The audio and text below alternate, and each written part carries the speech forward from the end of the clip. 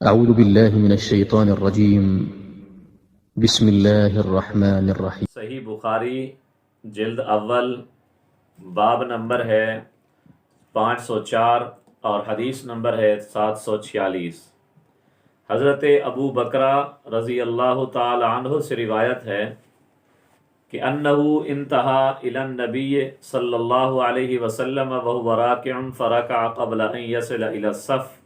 فذکر ذلك للنبی صلی اللہ علیہ وسلم فقال زادک اللہ حرصا ولا تعد، کہ حضرت ابو بکرہ رضی اللہ تعالیٰ عنہ فرماتے ہیں کہ وہ نبی اکرم صلی اللہ علیہ وسلم کے ساتھ جماعت میں اس حالت میں شامل ہوئے کہ آپ رکوع میں تھے، تو انہوں نے صف تک ملنے سے پہلے ہی رکوع کر لیا۔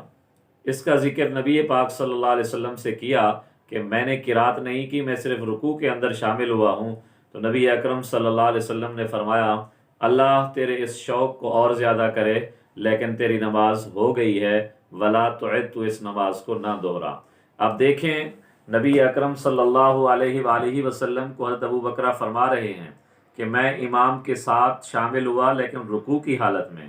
آپ اس وقت رکوع میں تھے، میں نے فاتحہ بھی نہیں پڑھی، میں نے قرات بھی نہیں کی، صرف رکوع کے اندر شامل ہوا، تو نبی اکرم صلی اللہ علیہ وسلم نے یہ نہیں فرمایا کہ تو نے مقتدی ہو کر فاتحہ نہیں پڑھی، تیری نماز نہیں ہوئی، بلکہ آپ نے فرمایا اللہ تیرے اس شوق کو اور زیادہ کرے، لیکن تیری نماز ہو گئی ہے، اس کو دہرانا۔ تو جس طرح نبی اکرم صلی اللہ علیہ وسلم نے صحابی کو فرمایا کہ تیری مقتدی کی حالت میں بغیر فاتحہ پڑھے نماز ہو گئی ہے، تو ہماری نماز بھی بغیر فاتحہ پڑھے ہو جاتی ہے۔